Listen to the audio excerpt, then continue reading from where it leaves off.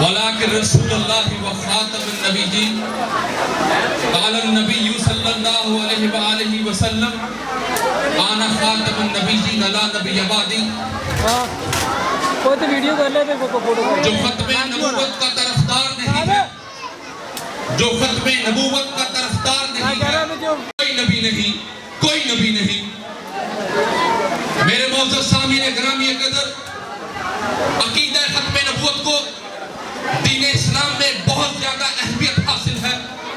عقیدہ ختم نبوت دین اسلام میں ایک دل کی حیثیت رکھتا ہے. جس طرح انسانی جسم کے اندر ایک دل ہوتا ہے، اسی طرح دین اسلام کا دل عقیدہ ختم نبوت ہے. وہ کس طرح سے ہے آئیے آپ کو بتاتا ہوں. ایک شخص کو ہارٹ اٹیک ہوا، موقع پر اس کی موت واقعہ ہو گئی. اس کے قریب ہی ایک سادہ لو شخص بیٹھا تھا. وہ کہنے لگا کوئی بات نہیں، اس کے دل نے کام کرنا چھوڑا ہے نا، اس کے ہاتھ تو سلامت ہیں، اس کا سر تو سلامت ہے، اس کی آنکھیں تو سلامت ہیں، اس کی ٹانگیں تو سلامت ہیں، اس کا جسم تو سلامت ہے نا. کوئی بات نہیں، اس کے دل نے کام کرنا چھوڑا ہے تو کیا ہو گیا. اس کے قریب ہی ایک سمجھدار شخص بیٹھا تھا. اس نے کہا ارے پگلے، دل کے دھڑکنے کا نام زندگی ہے اور دل کی خاموشی کا نام موت ہے. انسانی جسم میں اگر دل کام کرنا چھوڑ دیتا ہے تو اس انسانی جسم کے ہاتھوں پر بھی موت طاری ہو جاتی ہے، دماغ پر بھی موت طاری ہو جاتی ہے، ٹانگوں پر بھی موت طاری ہو جاتی ہے، زبان پر بھی موت طاری ہو جاتی ہے. دل کام کرنا چھوڑ دے تو پورے کا پورا جسم جو ہے وہ موت کے منہ میں چلا جاتا ہے. میرے ساتھیوں، اسی طرح دین اسلام کے اندر دین اسلام کا دل جو ہے وہ عقیدہ ختم نبوت ہے. اگر کوئی مسلمان، اگر ہر مسلمان کے دل میں عقیدہ ختم نبوت دھڑکتا ہے، ہر مسلمان کے سینے میں عقیدہ ختم نبوت دھڑکتا ہے. اگر یہ عقیدہ کسی مسلمان کے دل میں دھڑکنا بند کر دے تو اس مسلمان کی اسی وقت موت واقع، اس مسلمان کی ایمان کی اسی وقت موت واقع ہو جاتی ہے.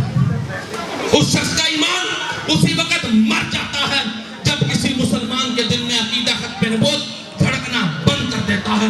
پھر وہ مسلمان چاہے لاکھ نمازیں پڑھ لے، لاکھ روزے رکھ لے، لاکھ حج کر لے، زکات دے دے، عبادات کر لے، اس کی عبادات اسے کوئی فائدہ نہیں پہنچا سکتی، کیونکہ وہ عقیدہ ختم نبوت کا انکار کر کے کفر کی بستیوں میں گر چکا ہے اور وہ جہنم کا راہی بن چکا ہے.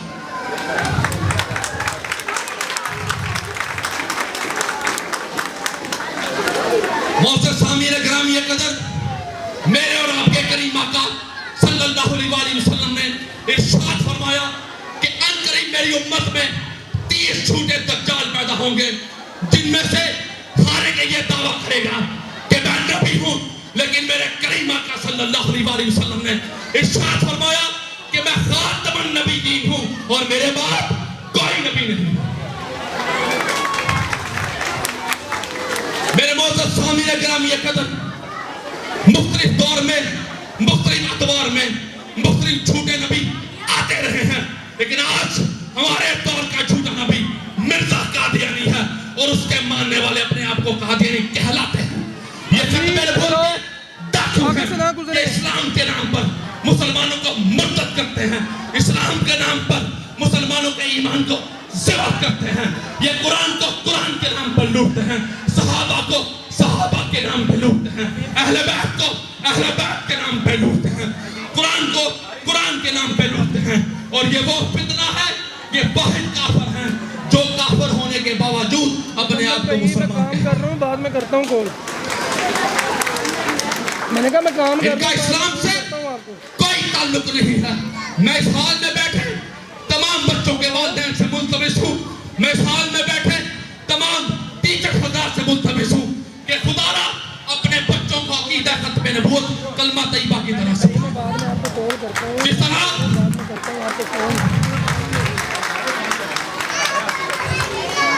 طرح ہم بچوں کو کلمہ طیبہ سکھاتے ہیں، اسی طرح اپنے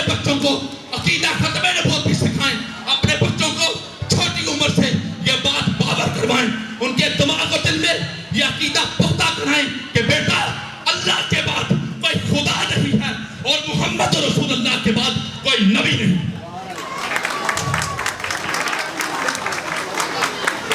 عقیدہ ختم نبوت اپنے بچوں کو چھوٹی عمر سے ہی ان کے دل اور دماغ میں پختہ کر دیں تاکہ یہ بچے بڑے ہو کر جب عملی زندگی میں قدم رکھیں تو ان بچوں کے ایمان پر کوئی قادیانی وائرس حملہ آور نہ ہو سکے. آخری بات کہہ کے اپنی بات ختم کرتا ہوں. معزز سامعین گرامی قدر، اس وقت ہمارے ملک پاکستان میں سوشل میڈیا کے اوپر توہین رسالت کا بازار گرم ہے. سوشل میڈیا کے اوپر نبی کریم صلی اللہ علیہ وسلم کی توہین کی جا رہی ہے. یہ سلسلہ پچھلے تقریباً 3-4 سال سے جاری ہے اور ملک پاکستان کے اداروں بالخصوص FIA کے سائبر کرائم ونگ نے تقریباً 400 کے قریب گستاخان رسول کو گرفتار کیا ہے جو سوشل میڈیا پر بیٹھ کر نبی کریم صلی اللہ علیہ وسلم کی توہین کرتے تھے.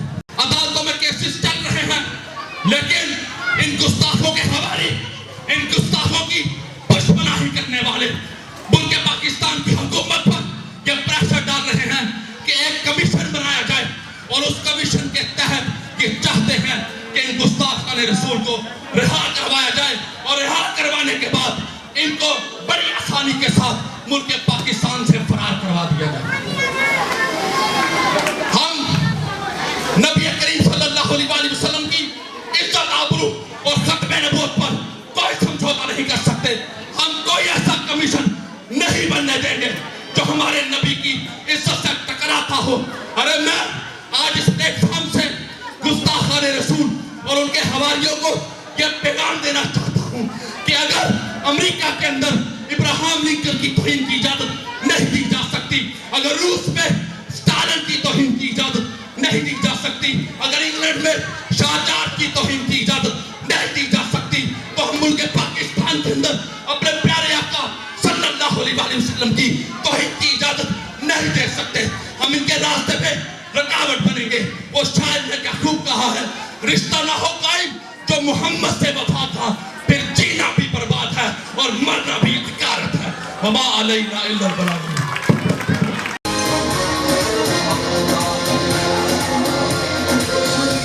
ابھی آپ سب لوگ تشریف